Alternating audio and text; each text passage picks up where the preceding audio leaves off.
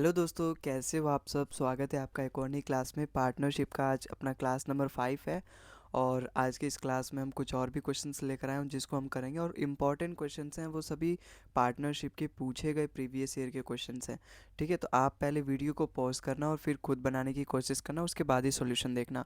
अगर आपको इस क्लास की पीडीएफ चाहिए तो उसका लिंक भी मैं डिस्क्रिप्शन में दे दूँगा, वहाँ से जाके आप इसकी पीडीएफ भी डाउनलोड करके अपना नोट्स वगैरह बना सकते हो या फिर एक बार और इन सवालों की प्रैक्टिस कर सकते हो। ठीक है, आओ अगले सवाल पे चलते हैं। हमारा यहाँ पे क्वेश्चन नंबर 1 क्या है। आज का पहला क्वेश्चन हमारे यहाँ पे देखो क्या बोल रहा है। A and B had a joint business. A invested 60,000 for 1 year. After 3 month B invested 80,000। At the beginning of the second year A invested 30,000 more and B withdrew 5,000 at the end of second year. ठीक है, the total profit was 35,880। If half of the profit is distributed equally and the remaining in the ratio of capital, what is the profit earn by B. भाई यहाँ पे B का profit पूछा और सवाल में क्या बोला है, जो ए है ना वो एक साल मतलब जो पहला साल, एक्चुअली यहाँ पे 2 साल की बात हो रही है, एक तो पहले साल की और एक दूसरे साल की। ठीक है, अब बोला गया है ए जो है वो 60,000 रुपये पहले साल इन्वेस्ट करता है और एक साल के लिए इन्वेस्ट करता है। फिर उसके 3 महीने बाद जो बी है वो 80,000 रुपये इन्वेस्ट करता है। फिर अब ये पहले साल की बात खत्म हो गई, eight the beginning of second year अब दूसरे साल की बात शुरू हो गई, जहाँ पे ए जो है ना 30,000 और इन्वेस्ट करता है। मोर बोला है ना, इसका मतलब पहले अगर वो 60,000 रुपये इन्वेस्ट करता है तो सेकेंड ईयर में वो 90,000 रुपये इन्वेस्ट करेगा। ए विद्रो 5,000 और सेकेंड ईयर में ए बी जो है ना, ए नहीं बी है, वो विद्रो कर लेता है 5,000 at the second of year, है ना, eight the end of second year. अगर टोटल प्रॉफिट इतना है, दोनों का मिला के जो टोटल प्रॉफिट है, जिसमें से हाफ प्रॉफिट तो दोनों के बीच में इक्वली डिस्ट्रीब्यूट कर लिया गया था, है ना, मतलब जो भी ये टोटल 35,880 हुआ था, इसमें से जो टोटल प्रॉफिट आया था उसमें से इक्वली दोनों के बीच में डिवाइड कर दिया गया। फिर जो हाफ बचा, मतलब जैसे ये 35,880 ना, इसके दो पार्ट किए गए, इसके दो पार्ट किए गए और इक्वल इक्वल, एक तो इनको आधा आधा बराबर बांट दिया गया, फिर जो दूसरा आधा बचा उसको इनके कैपिटल के रेशियो में बांटा गया इन दोनों के बीच में। तो हमें बताना है टोटल प्रॉफिट कि बी को कितना मिला एक्चुअली में। अब देखो इस सवाल को कैसे करेंगे भाई, जो जो दे रखा है ना सबसे पहले मैं उन्हीं का इस्तेमाल करूंगा। जैसे यहाँ पे अपने पास दो बंदे हैं, ए और बी। अब ए जो है वो 60,000 रुपये इन्वेस्ट करता है एक साल के लिए। देखो अगर मैं सारे यहाँ पे इन्वेस्टमेंट देखूँ ना, सभी 1,000 के मल्टीपल है। 1,000 के मल्टीपल भी नहीं, सभी 5,000 के मल्टीपल है, तो मैं सबको 5,000 से काट लूँगा। इसको मैं 5,000 से काटूंगा, एक यूनिट आएगा यहाँ पे, है ना। दूसरा पेन चेंज कर लेते हैं, थोड़ा सा विजिबल होगा। इसको जब मैं 5,000 से काटूंगा 1 यूनिट होगा। इसको मैं 5,000 से काटूंगा 6 यूनिट होगा। इसको जब मैं 5,000 से काटूंगा 12 यूनिट होगा। और इसको जब मैं 5,000 से काटूंगा 16 यूनिट। अब जो मेरा सवाल है वो बिल्कुल ईजिली हो जाएगा, मुझे बार बार यहाँ पे बड़े बड़े नंबर्स को लेने की जरूरत है नहीं। अब ए जो है वो 60,000 मतलब 12 यूनिट इन्वेस्ट करता है एक साल के लिए। एक साल के लिए मतलब पूरे 12 महीने के लिए। ठीक है, या फिर एक साल ही ले लो। यहाँ पे एक साल, जब यहाँ पे सारी बात साल में की गई है तो मैं यहाँ पे एक साल ही ले लेता हूँ। फिर उसके 3 महीने बाद जो बी है उसने 80,000 रुपये इन्वेस्ट किए। 80,000 रुपये 3 महीने बाद, इसका मतलब बी ने 9 महीने के लिए 80,000 रुपये इन्वेस्ट किए। अब मैं यहाँ पे सारा साल में ले रहा हूँ 1, तो मुझे 9 महीने को भी ये साल में कन्वर्ट करना पड़ेगा। और 9 महीना मतलब 9 महीना और 12 महीने से, अब ये हो जाएगा मुझे पूरा साल में कितना, इसका जो फ्रैक्शन होगा 3 3 या 3/4, इसका मतलब पूरे साल का 3/4 महीने के लिए बी ने 80,000 रुपये मतलब 16 यूनिट 16 यूनिट उसने इन्वेस्ट किए। तो 16 यूनिट उसने कितने साल के लिए, 3/4 के लिए उसने इन्वेस्ट किए। फिर आगे क्या बोला, at the beginning of second year A ने 6 यूनिट और ज़्यादा किए। अब पहले 12 यूनिट करता था, फिर अब 6 यूनिट और करेगा। और कितने के लिए यहाँ पे नहीं बोला, इसका मतलब वो पूरे साल, मतलब पूरे साल मतलब सेकंड वाला जो पूरे साल है, उसने पूरे साल 18 यूनिट इन्वेस्ट किए। फिर आगे बोला गया जो बी है वो विद्रो कर लेता है 5,000, इसका मतलब और 5,000 मतलब 1 यूनिट। पहले अगर वो 16 यूनिट इन्वेस्ट करता था, अब 1 यूनिट इन्वेस्ट निकाल लेगा, उसमें से विद्रो कर लेगा, तो अब केवल 15 यूनिट इन्वेस्ट करेगा eight the end of second year. इसका मतलब वो पूरे साल के लिए, तो यहाँ पे एक आ जाएगा। तो ये आ गया दोनों की इन्वेस्टमेंट का रेशो, या फिर ये भी कह सकते हैं दोनों की प्रॉफिट का रेशो। अब यहाँ से मुझे मिल जाएगा।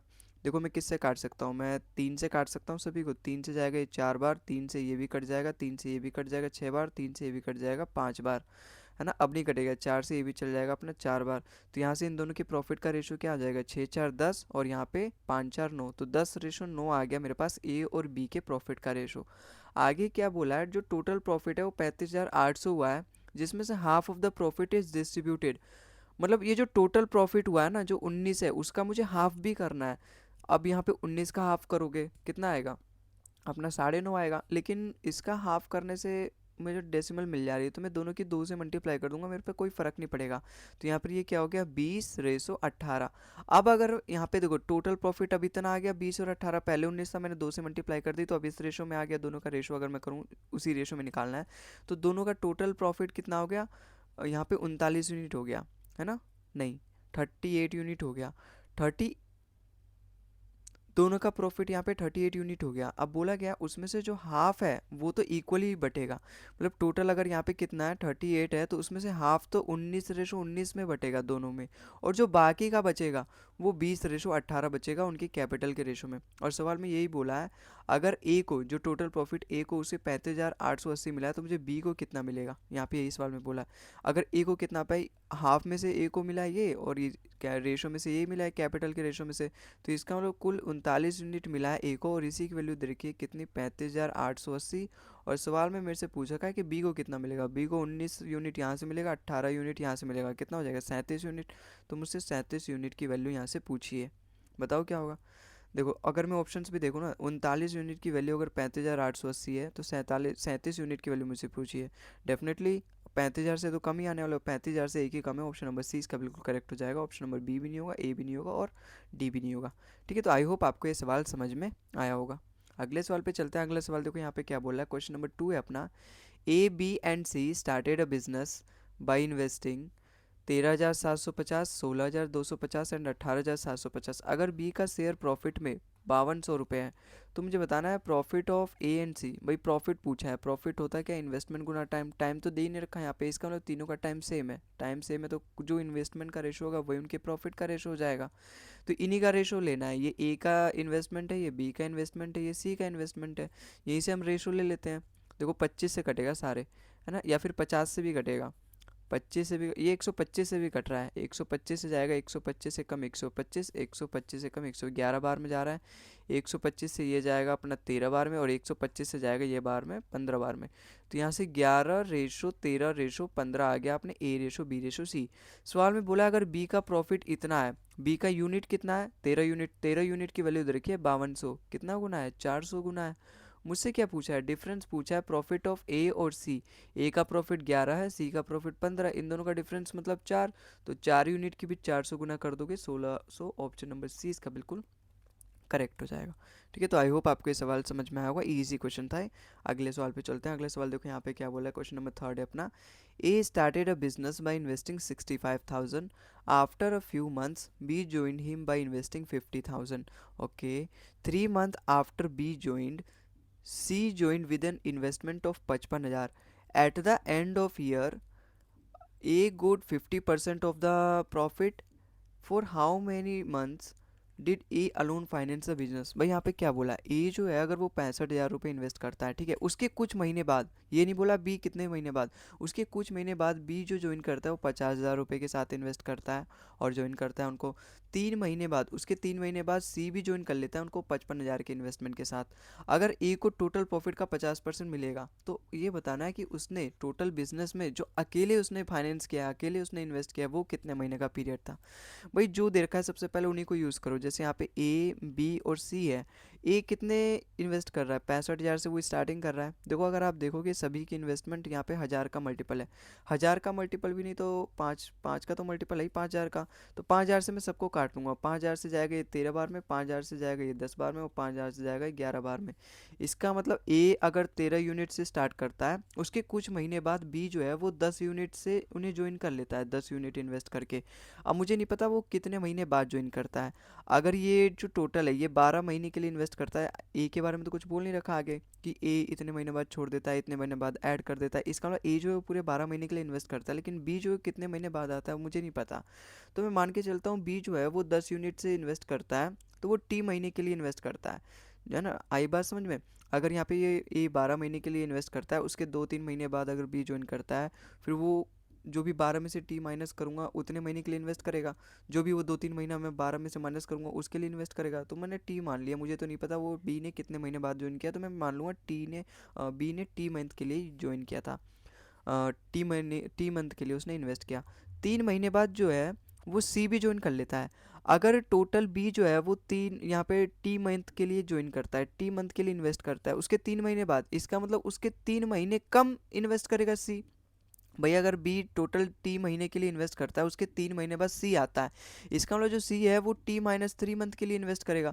और जो सी है वो इन्वेस्ट कितना करता है, 11 यूनिट, इसका मतलब सी का इन्वेस्टमेंट क्या आ जाएगा, 11T-3 आ गया। ये उसके टाइम का रेशो आ गया, ये उसके कैपिटल का रेशो आ गया। अब सवाल के अंत में बोला है eight the end of year अगर ए जो है वो टोटल प्रॉफिट का 50% लेकर आता है तो उसने फाइनेंस कितना किया।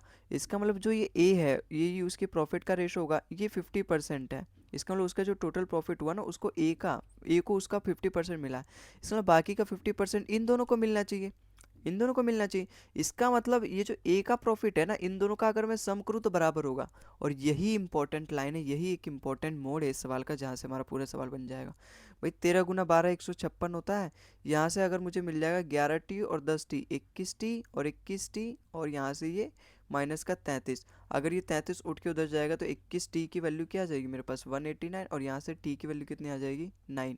इसका मतलब क्या है, इसका मतलब बी है जो इसने 9 मंथ के लिए इन्वेस्ट किया था, उसके 3 महीने बाद अपना यहाँ पे 11 यूनिट के साथ सी ने ज्वाइन कर लिया। इसका मतलब सी ने कितने महीने के लिए ज्वाइन किया था, कितने महीने के लिए इन्वेस्ट किया, 6 महीने के लिए। और 11 ने कितने महीने, बी ने कितने महीने के लिए, 9 महीने के लिए।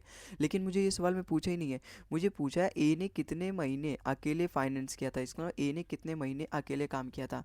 भाई ए के ज्वाइन करने के बाद बी ने 9 महीने काम किया, इसका मतलब ए के 3 महीने बाद आया था बी, ए के 3 महीने बाद, इसका मतलब 3 महीने तक ए ने अकेले फाइनेंस किया था टोटल जो भी बिजनेस था। ऑप्शन नंबर 20 का बिल्कुल करेक्ट हो जाएगा, ए ने अकेले 3 महीने तक इन्वेस्ट किया था, और सवाल में यही पूछा है। ठीक है, तो आई होप आपको ये सवाल भी समझ में आया होगा।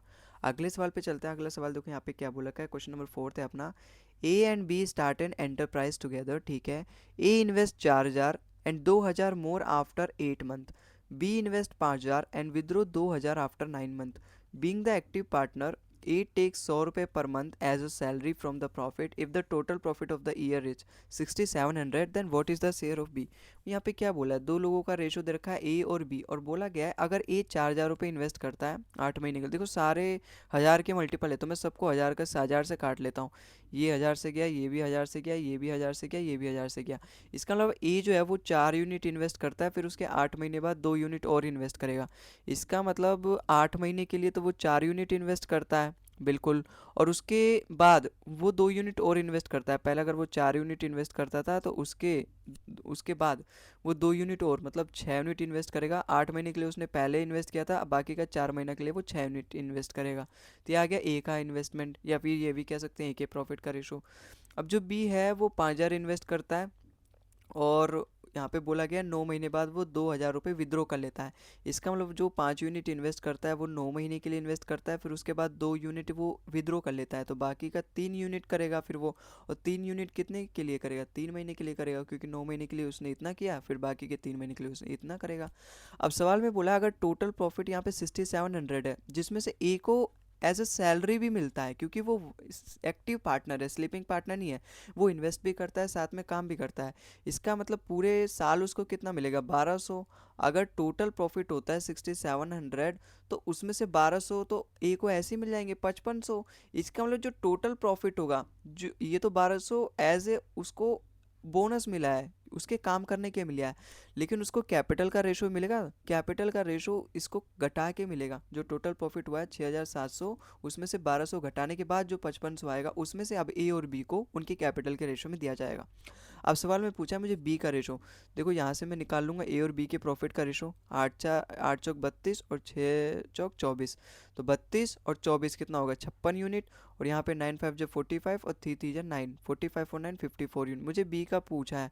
अब बी का जो यहाँ पे शेयर का प्रॉफिट है, प्रॉफिट का शेयर है वो 54 यूनिट है, और टोटल टोटल में से कितना है यहाँ पे 110 में से, और 54/110 टोटल प्रॉफिट में से किस में से यहाँ पे इनके शेयर में से डिवाइड किया जाएगा, 5500 में से। 5500 वही वैल्यू है जो टोटल प्रॉफिट है, जिसमें से ए को और बी को अब उनके कैपिटल के हिसाब से बांटा जाएगा। और टोटल प्रॉफिट अगर 110 है तो उसमें 54 यूनिट बी को मिलेगा, और टोटल है कितना प्रॉफिट, 5500। तो आई बात समझ में। अब यहाँ पे 11 से 110 से जाएगा ये 50 बार में, और 50 की इससे मल्टीप्लाई कर दो 2500, और 5 4 जो 20 मतलब 2700। इसका मतलब यहाँ पे टोटल जो शेयर होगा प्रॉफिट का बी के लिए वो 2700 होगा। ऑप्शन नंबर सी इसका बिल्कुल करेक्ट हो जाएगा। ठीक है, तो आई होप आपको ये सवाल भी समझ में आया होगा। बस यहाँ पे यही समझना था कि अगर ए को यहाँ पे एज अ सैलरी भी मिलता है तो वो 1200 रुपये वो अलग से मिलेंगे, फिर उसके वो घटाने के बाद जो अमाउंट आएगा, जो प्रॉफिट आएगा, उसमें से अब इनको कैपिटल के रेशो में बांटा जाएगा। अगला सवाल देखो, अगला सवाल यहाँ पे क्या बोल रहा है, क्वेश्चन नंबर 5 है अपना। A started a business with 26,000, after 3 month B join with 16,000, after some more time C join with 25,000। At the end of year out of a total profit 15,453 C got 3,825 as a share. How many months after B join did C join the business, मतलब B के join करने के बाद कितने महीने के बाद सी ने ज्वाइन किया है बिजनेस, ये मुझे पूछा है। भाई ए ने 26 यूनिट के साथ स्टार्ट किया, बी ने 16 यूनिट, उसके बाद सी ने 25। देखो सारे हज़ार के मल्टीपल है तो मैं इसको ऐसे ही मन में ही काट लो, ठीक है। और यहाँ पे जो बोला है वही करते जाओ। अगर ए है, बी है और यहाँ पे सी है, तीन अपने यहाँ पे मेंबर है। ए जो है वो 26 यूनिट के साथ स्टार्ट करता है, उसके 3 महीने बाद बी जो है वो 16 यूनिट के साथ स्टार्ट करता है। आगे तो कुछ नहीं बोला, इसका मतलब बी ने 3 महीने बाद, इसका मतलब बी ने 16 यूनिट इन्वेस्ट किया 9 महीने के लिए, ठीक है। ए के बारे में कुछ नहीं बोला टाइम, इसका मतलब जो ए है 26 यूनिट इन्वेस्ट करता है 12 महीने के लिए। अब सी जो है आफ्टर सम मोर टाइम, या तो बोले नहीं कितने समय के लिए, इसका मतलब जो सी है वो 25 यूनिट इन्वेस्ट करता है कितने समय के बाद वो मुझे नहीं पता, इसका मतलब यहाँ से मैं मान के चलूँगा 25 यूनिट वो टी मंथ के लिए इन्वेस्ट करता है। Eight the end of year अगर टोटल प्रॉफिट यहाँ पे 15,453 हो रहा है, 15,453, तो उसमें से सी को कितना प्रॉफिट मिलता है, 3825। इसमें से सी को 3825 यूनिट प्रॉफिट मिलता है। तो मुझे ये बताना है, इस टी की वैल्यू एक्चुअली मुझे फाइंड करना है कि जो बी है जो इन्वेस्ट करता है, उस जो बी है पूरे बिजनेस को ज्वाइन करता है, उसके कितने महीने बाद सी इन्वेस्ट करना स्टार्ट करता है, उसके कितने महीने बाद सी ज्वाइन करता है बिजनेस को, तो वही मुझे यहाँ पे बताना है। कैसे फाइंड करेंगे, सबसे पहले ये जान लो कि सी का आखिर ये जो टोटल प्रॉफिट आया, अब ये प्रॉफिट का शेयर आया, उसमें से जो टोटल प्रॉफिट आया एक्चुअली सी का है कितना। भाई टोटल प्रॉफिट तो ये है और सी का प्रॉफिट ये है। तो अगर मैं यहाँ से इसका वैल्यू फाइंड करूँ, यहाँ से सभी रेशो का मुझे वैल्यू पता चल जाएगा, फिर वहाँ से मुझे टी का वैल्यू पता चल जाएगा। जैसे अगर मैं इसको काटना चाहूँ तो किससे कटेगा ये, देखो नीचे 17 से कट रहा है, इसका मतलब ऊपर वाला भी 17 से कटना चाहिए। अगर ये 17 से जा रहा है, 17 दूनी 34, फिर 425 बचा, फिर 17 से फिर से जाएगा 17 दूनी 34 और 17 पंजे 85, ये जाएगा 17 एकम 17, नहीं 17 निम्मे 153, और फिर से जाएगा ये 17 निम्मे 153। ठीक है, अब ये किससे जाएगा, 9 से जाएगा, यस 9 से जाएगा 101 बार में, 9 से जाएगा ये 15 बार में। इसका मतलब 25 में 225 होता है 25 बार में। इसका मतलब सी को अगर टोटल प्रॉफिट 101 है तो सी को कितना मिलेगा, 25 यूनिट मिलेगा। यहाँ पे बोला क्या है, सी है, अगर टोटल प्रॉफिट ए प्लस बी प्लस सी है, ये अपना टोटल प्रॉफिट है, उसमें से सी को कितना मिलेगा, 25 यूनिट। मुझे तो यहाँ पे टी की वैल्यू फाइंड करनी है, मुझे यहाँ पे टी की वैल्यू फाइंड करनी है। इसका मतलब जो ए और बी है उसका मुझे पता है नंबर में कि उसका रियल इन्वेस्टमेंट है कितना। तो यहाँ से भी मैं ए और बी का वैल्यू घटा लूँगा, ए का वैल्यू पता कर लूँगा, ए और बी का वैल्यू। जैसे टोटल अगर यहाँ पे इन्वेस्टमेंट कितना है, 101 यूनिट का प्रॉफिट है, या फिर इन्वेस्टमेंट कह लो, या फिर यहाँ पे जो टोटल प्रॉफिट है वो 101 यूनिट है, जिसमें से सी को कितना मिला है, 25 यूनिट। तो यहाँ से ए और बी को कितना मिलेगा, 101 में जब मैं 25 यूनिट घटा दूंगा तो यहाँ से सी अपॉन ए प्लस बी मेरे को कितना मिल जाएगा। भाई सी के जो प्रॉफिट का रेशियो है तो 25 यूनिट है, 101 में से अगर मैं 25 यूनिट घटा दूंगा तो यहाँ पे 76 यूनिट अपने ए प्लस बी का आ जाएगा। और सवाल में इसकी वैल्यू दे रखी है, सवाल में अगर यहाँ पे 25 टी दे रखी है सी का प्रॉफिट, और यहाँ पे ए प्लस बी कितना आ जाएगा मेरे पास, देखो यहाँ से मैं निकाल सकता हूँ, 12 टू जो 24 मतलब 240 और 12 सिक्स जो 72। तो यहाँ से ये कितना हो जाएगा बताओ, 312, 312 तो ये हो जाएगा। और बी का वैल्यू कितना आएगा, 16 9 जो 144, तो यहाँ से 144 प्लस कर दो, तो यहाँ पे आ जाएगा 6 5 और 4। तो ए प्लस बी का इन्वेस्टमेंट ये आ गया, और रेशो में कितना आया था 76 यूनिट, और सी का जो रेशो में प्रॉफिट शेयर आया था वो 25 यूनिट, और सवाल के हिसाब से रेशो इतना दे रखा है। तो यहाँ से मुझे टी की वैल्यू पता चल जाएगी, 25 से 25 बार में चल जाएगा, 76 से कितने बार में चल जाएगा, 6 बार में चल जाएगा। इसका मतलब टी की वैल्यू कितनी हो जाएगी, 6 यूनिट। इसका मतलब 6 मंथ, या फिर कह सकते हो, तो यहाँ पे टी की वैल्यू 6 मंथ है। इसका मतलब जो सी है वो 6 महीने के लिए इन्वेस्ट करता है, तो वो बी के कितने महीने बाद आया होगा, अगर बी 9 महीने के लिए काम करता है, फिर सी जो है 6 महीने के लिए काम करता है, इसका मतलब बी के 3 महीने बाद सी ने ज्वाइन किया होगा, तभी तो यहाँ पे ये 6 महीने के लिए, ये 9 महीने के लिए। इसका मतलब ऑप्शन नंबर यहाँ पे मेरा ए सही हो जाएगा। सवाल में यही तो पूछा है कि how many months after B join, मतलब बी के ज्वाइन करने के बाद कितने महीने बाद सी ने ज्वाइन किया। तो बी ने अगर 9 महीने काम किया है, सी ने 6 महीने के लिए काम किया है, इसका मतलब बी के 3 महीने बाद सी ने ज्वाइन किया था। ऑप्शन नंबर ए इसका बिल्कुल करेक्ट हो जाएगा। वहीं अगर आपसे पूछा ए के कितने महीने बाद, अगर जो ए है उसने स्टार्ट किया, उसके कितने महीने बाद सी ने टोटल बिजनेस को ज्वाइन किया था। अगर ए 12 महीने के लिए काम करता है, ठीक है, ये तो स्टार्टिंग से ही लगा हुआ है, लेकिन बी 6 महीने के लिए काम करता है, इसका मतलब ये 6 महीने बाद ज्वाइन किया होगा। तो अगर ये पूछा होता कि वैन या फिर आफ्टर हाउ मच टाइम या फिर after how many month C join the business, तो यहाँ पे आता 6 महीने, क्योंकि वो 6 महीने काम करता है तो 6 महीने बाद ही उसने ज्वाइन किया होगा। ठीक है, तो आई बात समझ में। आओ अगले सवाल पे चलते हैं। अगला सवाल देखो यहाँ पे बोल रहे हैं, क्वेश्चन नंबर 6 अपना क्या बोल रहा है। Two businessman A and B invest in a business in the ratio 5:8। They decided to reinvest 30% of the profit back into the business and distribute the remaining profit among themself. If A share of the profit is 87,500, then how much total profit did the business make. अच्छा, यहाँ पे देखो दो businessman है ए और B, यहाँ पे इन दोनों, ये दोनों इस रेशो में इन्वेस्ट करते हैं, 5:8 में इन्वेस्ट करते हैं यहाँ पे। ठीक है, अब बोला गया है अगर ये 30% जो टोटल इन्वेस्टमेंट होता है वो 30% उसमें से, अगर मैं मान के चलता हूँ टोटल यहाँ पे जो प्रॉफिट आया होगा वो 100% आया होगा, उसमें से ये 30% जो भी इनको प्रॉफिट होता है वो ये फिर से बिजनेस में लगा देते हैं, बाकी का 70%। अब ये 70% जो रिमेनिंग प्रॉफिट है ना, उसको ये अपने आपस में बांटते हैं। अगर उसमें से ए का प्रॉफिट कितना आता है 87,500, तो मुझे बताना है आखिर टोटल प्रॉफिट कितना था। भाई टोटल जो प्रॉफिट है वो 70% है, जिसमें से कैपिटल बांट रहे हैं, अपना कैपिटल के रेशो में बांट रहे हैं, क्योंकि 30% तो इन्होंने फिर से बिजनेस में लगा दिया। तो टोटल 70% का ए को कितना मिलेगा, ए को मिलेगा 5, और टोटल में से 13 में से, इसका मतलब ए को मिलेगा 5 यूनिट, टोटल 13 यूनिट में से। और सवाल में इसी की वैल्यू दे रखी है 87,500, तो मुझे यहाँ से मिल जाएगा पूरा टोटल 100% की वैल्यू। देखो यहाँ से ये तो अपना परसेंट अपॉन में 100 होता है, ठीक है। अब ये कैसे जाएगा, काट लो। देखो 35 से जाएगा, 35 दूनी 70, और ये 35 दूनी 70 यहाँ पे बच गया, ठीक है। और फिर क्या जाएगा यहाँ पे 175, 35 पंजे 175 और डबल जीरो आ गया, ठीक है। 5 दूनी 10, 10 से यही काट लो, चलो 13 की उससे मल्टीप्लाई कर दो और ये 10 और जाएगा वहाँ पे, ठीक है। इसका मतलब यहाँ से 100% की वैल्यू आ जाएगी 13 × 25,000। देखो 13 टू या फिर 3,000 तो आएगा ही। देखो 13×5 = 65, 5 है ना, यूनिट डिजिट भी मैच कर सकता हूँ। ए और डी तो गलत गए, ए और डी तो गलत गए। और 25 का मल्टीपल भी सारे ही हैं, 13 का मल्टीपल भी मैं चेक कर सकता हूँ, क्योंकि 13 का मल्टीपल होना चाहिए। देखो ये है 13×2 = 26 और 7×4 = 11, ये नहीं है। 13×2 = 26, 13×5 = 65, ऑप्शन नंबर सी इसका बिल्कुल करेक्ट हो जाएगा, क्योंकि अब मेरे पास टोटल 100% आएगा कितना, 13 × 25,000। तो 13 × 25,000 करूँगा, लास्ट में 5,000 तो आएगा ही, इन दोनों में तो है ही नहीं और इन दोनों में भी नहीं है, लास्ट में 0 0 है ना। देखो इसमें है, लेकिन यहाँ पर ये होगा नहीं, ये होगा नहीं, क्योंकि यहाँ यहाँ तो देखो ये 7 यूनिट है तो ये वैसे नहीं होगा।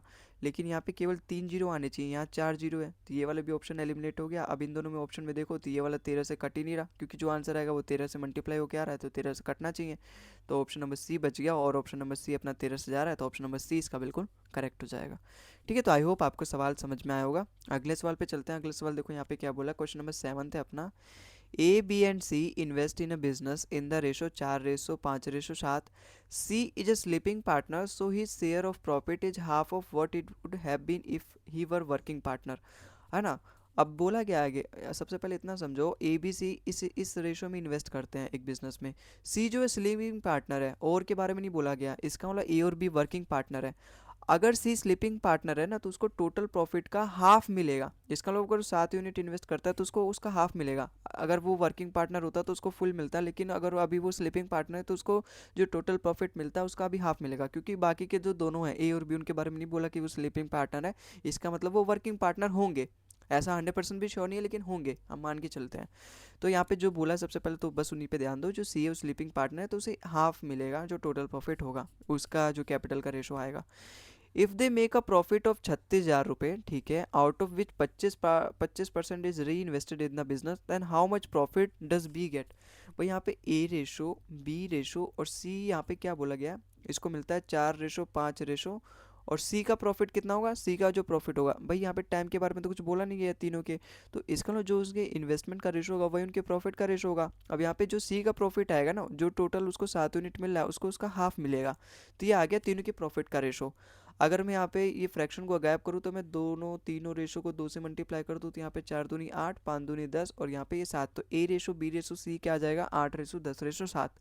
अगर टोटल इन्हें जो प्रॉफिट होता है वो 36,000 रुपये का होता है, लेकिन ये 36,000 रुपये में से अपना कैपिटल के रेशो में प्रॉफिट नहीं बांटते, उसमें से 25% तो ये फिर से बिजनेस में लगा देते हैं। इसका मतलब ये जो 36,000 है ना, उसमें से केवल 75% में से ये अपने कैपिटल के रेशो में बांटते हैं। 75% मतलब 3/4। इसका मतलब टोटल जो 36,000 है उसका 75% में से ये बांटेंगे। और ए को कितना मिलेगा, ए को मिलेगा 10 यूनिट, टोटल कितने में से, 25 यूनिट में से। तो ए को मिलेगा 10 यूनिट, टोटल 25 में से। अब इसी की वैल्यू मुझे फाइंड करनी है, तो मुझे पता चल जाएगा बी का प्रॉफिट कितना आएगा। देखो 25 चौका 100, 100 से कट जाएगा, 36 दिया 108, तो 108 और डबल जीरो लग जाएगा, 10,800 अपने बी का प्रॉफिट होगा। प्रॉफिट का शेयर ऑप्शन नंबर 20 का बिल्कुल करेक्ट हो जाएगा। ठीक है, तो आई होप आपको ये सवाल भी समझ में आया होगा। अगले सवाल पे चलता है। अगला सवाल देखो यहाँ पे क्या बोल रखा है, क्वेश्चन नंबर 8 है अपना। Two person A and B started a business with the investment of 24,000 and 28,000 respectively. After 4 month C also join them with a certain of investment. ठीक है, with a certain investment at the end of year, if the total profit was 19,500 and C share of the profit is 7,600, then what is the C's investment. ऐसा ही question, बिल्कुल same question मैंने अभी आपको करवाया था 2-3 क्वेश्चन पहले। I think ये वाला क्वेश्चन था वो। ठीक है, ये वाला क्वेश्चन जो क्वेश्चन नंबर 5 है, उसी तरीके से अपना क्वेश्चन नंबर 8 है। भाई यहाँ पे 2 पर्सन है, ए हो गया और बी हो गया। अब ये ए जो है वो 24,000 रुपये इन्वेस्ट करता है, ठीक है, और जो बी है वो 28,000 रुपये इन्वेस्ट करता है। इनके टाइम के वाले बारे में बोला ही नहीं गया। इसका मतलब ये दोनों जो हैं वो टोटल पूरे साल साल के लिए इन्वेस्ट करते हैं। ये भी 12 महीने के लिए, ये भी 12 महीने के लिए। 4 महीने बाद इनके स्टार्ट करने के बाद, क्योंकि स्टार्ट कर रहे हैं तो टोटल 12 महीने के लिए काम कर रहे हैं, क्योंकि इनके टाइम के बारे में तो कुछ बोला नहीं। अब इनके 4 महीने के बाद सी भी उनको ज्वाइन कर लेता है। सी जब इनके 4 महीने के लिए बाद इन्वेस्ट करता है, ज्वाइन करता है, इसका मतलब उसका जो भी प्रॉफिट आएगा वो 8 महीने के लिए आएगा। और यहाँ पे वो कितने से इन्वेस्ट करता है तो मुझे बोला नहीं, तो मैं मान के चलता हूँ सपोज वो एक्स इन्वेस्ट करता है, एक्स अमाउंट इन्वेस्ट करता है, और कितने महीने के लिए करेगा, 8 महीने के लिए।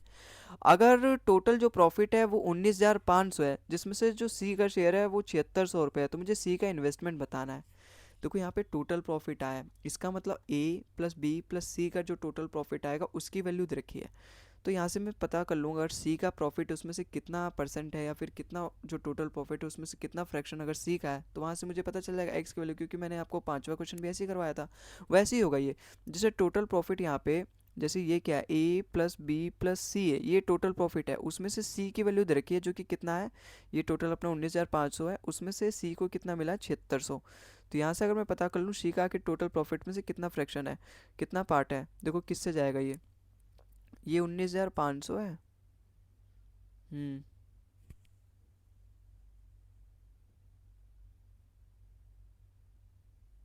इसको सही कर लेना, यहाँ पे 19,500 नहीं होगा, यहाँ पे 19,950 होगा। ठीक है, तो यहाँ पे ये 19,950 होगा। ठीक है, डाटा में एरर है थोड़ा। अब ये जाए, अब देखो जीरो से जीरो तो कट जाएगा, 19 से जाएगा 4 बार में, 19 से जाएगा 40 बार में, और 19 से जाएगा ये कितने बार में, 19 से कम 19, और एक जीरो हो आएगा, तो 19 5 जो 95, इसका मतलब 105। फिर से चल जाएगा, 5 से जाएगा 8 बार में, 5 से जाएगा ये 21 बार में। इसका मतलब सी का जो शेयर है प्रॉफिट का वो 8 यूनिट है, अगर तीनों का शेयर यहाँ से 21 यूनिट है। तो यहाँ से अगर मैं ए प्लस बी का वैल्यू निकाल लूँ, क्योंकि मुझे ए प्लस बी दे रखा है रियल वैल्यू, यहाँ से तो सी की वैल्यू एक्स आ जाएगा, तो एक्स आ जाएगा। मुझे वेरिएबल को तो गैप करना है, वेरिएबल को गैप करूँगा तभी तो मुझे पता चलेगा वेरिएबल की वैल्यू है कितनी। तो यहाँ से वेरिएबल तो अपना ऊपर आएगा, तो यहाँ से सी अपॉन ए प्लस बी कितना आएगा। भाई सी की वैल्यू तो दे रखा है प्रॉफिट में 8 है, अगर टोटल ए प्लस बी की वैल्यू कितनी है, अगर मैं इसमें से 8 माइनस कर दूँ तो ए प्लस बी की आ जाएगी, जो कि आएगा कितना, 13। इसका मतलब अगर ए प्लस बी को 13 यूनिट उनका जो टोटल प्रॉफिट का शेयर आया, जिसमें से सी को कितना मिला, 8 यूनिट, इसमें से नहीं मिला, सी को अलग मिला है ये 8 यूनिट। और सवाल के हिसाब से कितना दे रखा है, सवाल के हिसाब से देखो बताओ भाई, सवाल के हिसाब से जो सी का प्रॉफिट का शेयर आएगा वो 8x आएगा। ठीक है, यहाँ से मुझे एक्स की वैल्यू पता चल जाएगी, जो कि इसके इन्वेस्टमेंट की वैल्यू पता चल जाएगी। यहाँ से ए और बी के जो टोटल प्रॉफिट है उसका शेयर कितना आएगा, भाई 24 और 28 52,000, 52,000 की 12 से भी मुझे मल्टीप्लाई करनी पड़ेगी, तो 52,000 गुना 12, ये ए और बी का जो आएगा टोटल प्रॉफिट का शेयर आएगा। अब काटो जो काट रहा है, 8 से 8 कट जाएगा, ये 13 से जाएगा 4 बार में, 12 4 जा 48। इसका मतलब ये x की वैल्यू जब भी उधर क्रॉस मल्टीप्लिकेशन होगी तो x की वैल्यू कितने आ जाएगा, 48,000, और 48,000 मेरे सवाल का आंसर हो जाएगा, क्योंकि मुझे सवाल में ये पूछा था कि सी का इन्वेस्टमेंट कितना होगा, और सी का इन्वेस्टमेंट है कितना, एक्स की वैल्यू सी का इन्वेस्टमेंट है, ये तो उसका टाइम है, तो सी का इन्वेस्टमेंट एक्स है और एक्स की वैल्यू आ गई 48,000, ऑप्शन नंबर ए इसका बिल्कुल करेक्ट हो जाएगा। ठीक है, तो इसी के साथ आई होप आपको ये सवाल भी समझ में आया होगा। अगले सवाल पे चलते हैं। अगला सवाल देखो यहाँ पे क्या बोल रखा है, क्वेश्चन नंबर 9 है अपना। A, B and C are partners in a business. A received 3/7 of the total profit and the remaining profit is distributed between B and C. If the rate of profit increasing from 7% to 12% and A's profit increases by 450, then find the investment of B and C. Total investment find करना है मुझे B और सी का।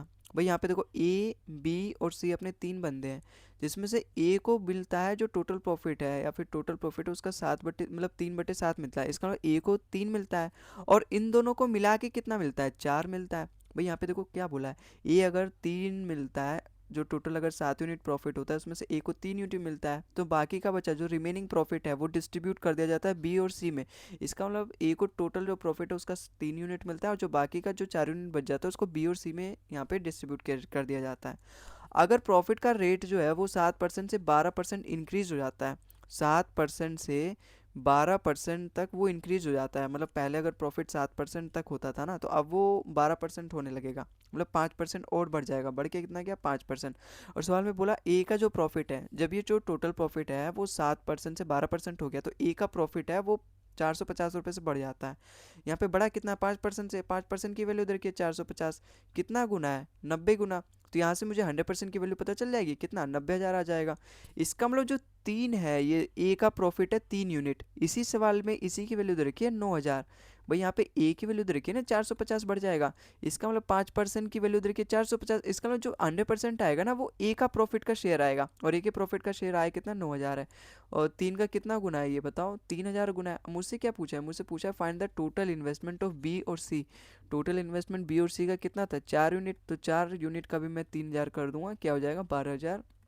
Option number B इसका बिल्कुल correct हो जाएगा। ठीक है, तो आई होप आपको ये सवाल भी समझ में आएगा, बहुत ही अच्छा सवाल है, लेकिन प्रीवियस ईयर में पूछा गया था इसलिए मैंने यहाँ पे इसको इंक्लूड कर दिया। ठीक है, अगले सवाल पे चलते हैं। अगला सवाल अपना क्वेश्चन नंबर 10 है अपना, P and Q started a shop with capital of 1.5 lakh, ठीक है, एंड 4.5 लाख रिस्पेक्टिवली।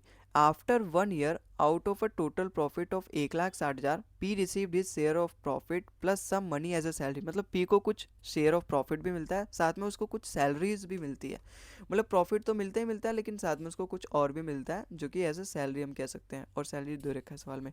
अगर पी को टोटल 70,000 रुपये इन्वेस्ट किया है ना, मतलब 70,000 रुपये अगर उसको मिला है टोटल, जो सैलरी प्लस प्रॉफिट मिला के, तो उसमें से मुझे बताना है उसका सैलरी कितना है।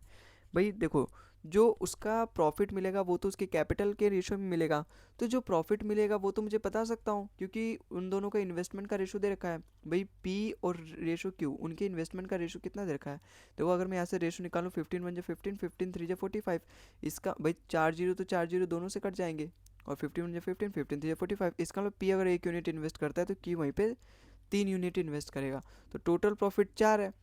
यहाँ से पी का कितना होगा इन्वेस्टमेंट, पी का 1 यूनिट होगा, तो पी का 1 यूनिट और टोटल प्रॉफिट कितना हुआ था 1,60,000, इसका मतलब 1,60,000 का 1/4 अपना पी का प्रॉफिट होगा, जो कि आया कितना 40,000।